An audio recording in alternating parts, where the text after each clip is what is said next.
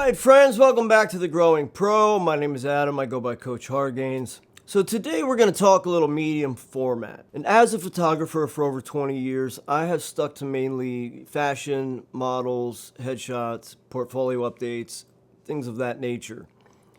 But I'm getting into a couple projects here as I live in a pretty historical area in Pennsylvania. And I've been shooting casually with my medium format cameras, such as my Seagull here, this beautiful little TLR.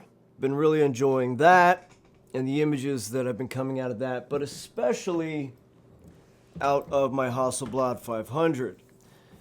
Now, yes, this is quite a beast to lug around. I actually have it on a video tripod here. Now, being the ELM, this does have the permanently affixed motor drive on the bottom there and a large lens, a 150 f4. Yes, it's large.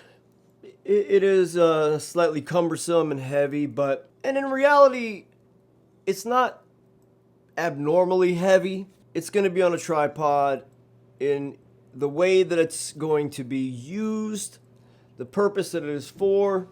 So I wanted something that was going to be kind of an in-betweener for me. And I thought to myself, I wanted to stick to medium format for this project because it will be blown up to large prints. And I wanted to compare for myself and for the project the 6x6 format versus something else. So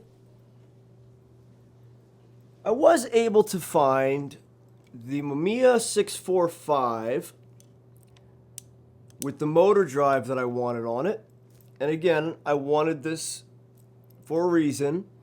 This is the earlier model that only goes up to 500 with the shutter speed. It is not the 1000S, and on the front of it is a 210 millimeter lens. So that is a beast. But that's the lens that I wanted for kind of the architectural work that I've got planned for a lot of these shots that I'm going to be doing. And then I want to get the 80 millimeter f1.9 for the Mamiya, and then that way it can be affixed to the tripod and used for portraiture work in that fashion and give me my portraiture look, which, as you can see here, I shoot wide open. I shoot pretty much everything wide open because that's my look and I like it that way. But I was able to find a 645. See, I don't even know what I just did there, but with this winder handle, it's locked. It's got a lock right there. So I don't think I activated a shot. I don't believe so, but I think I've got to get used to turning that winder off. I don't know. Still learning it. Got a lot to learn. So it is the mechanical camera, but you need a battery, and the battery activates, I believe, the shutter, and obviously the winder takes 6 AA batteries just in itself. And you can see here there's a little battery check button right there and a little green light that goes on there to make sure the battery is good. What did I throw in here? I think I just threw in here a 4LR44. It's got to be a 6-volt battery, so it's not like it's hard to come by. Took a test shot, threw a roll of 120 in here, threw a roll of Arista EDU, black and white. We'll see how that comes out. That'll be kind of our test roll, and that is at a 100 ISO. So that's going to be kind of our play around roll. But I've been liking that film stock. Where did I shoot it in? I think I shot it in the Seagull most recently, and I really liked it. Boy, that thing is light, I gotta say. I just picked up the Seagull, and yeah, that is really light. But I wish there was a different prism for this. There are a lot of people that love these waist level viewfinders. I am not one of them. And my viewing glass is clear as day, clear as can be. I do have the magnification pop up here, the magnifier. But, you know, this tiny little TLR, this little box, 6x6, 120, produces great images. Really does produce nice shots. But, I don't know, maybe it's just a little... Wow, yeah, that's a big difference. Okay, yeah, that's a big difference. Again, we got a giant 210 here on the front. But I've been wanting a Mamiya 645 for a very long time. The right one came up in the right condition.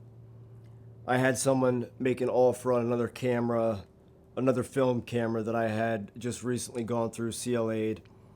And I ended up getting a great price for that in the sale. And it allowed me to put that towards the 645. So I was able to find a nice CLA'd, everything working, 645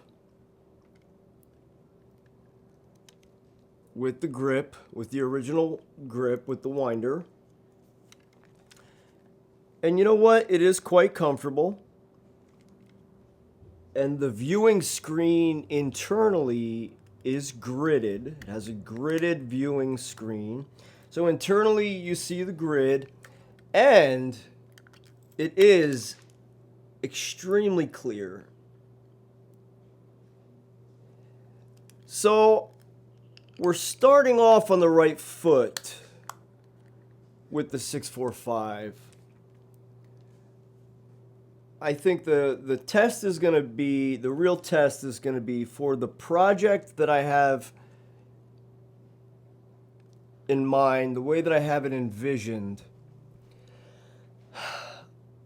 I really wanted to compare each of these cameras in 120 in medium format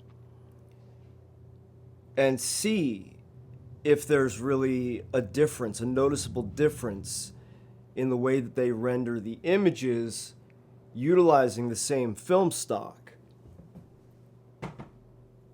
And I haven't decided on what film stock to use yet.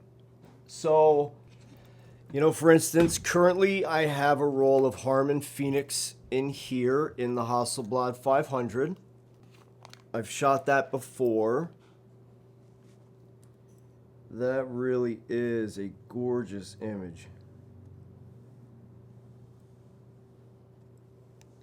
I mean, want to talk about a long focus throw. The Hasselblad has a long focus throw. But all of the glass within the Hasselblad is very crystal clear. I'm just very, very pleased with it. But I really wanted to see what the difference would be between the 645 and the 6.6. And I'm hoping that it's hard to explain what I have in my mind for the project because I want it to look a very certain way. I want it to be very specific. And I don't quite know what is going to give that to me yet, essentially. That's all it comes down to. So whether it is through the Mamiya in its 645, or whether it is through the Hasselblad in its 6.6 or cropped or whatever, you know, we decide to do there. I don't know. But it's going to take some using and some comparing and figuring it out. But to me, that's the fun part. That's what I'm looking forward to. Figuring it out. So friends, let's welcome the Mamiya 645 into the growing pro family. I'm very excited to start shooting. Alright guys, I'll keep you updated, keep you posted, and I appreciate your donations. We do have a Patreon page, we'll put it in the description. And every donation goes to buying film.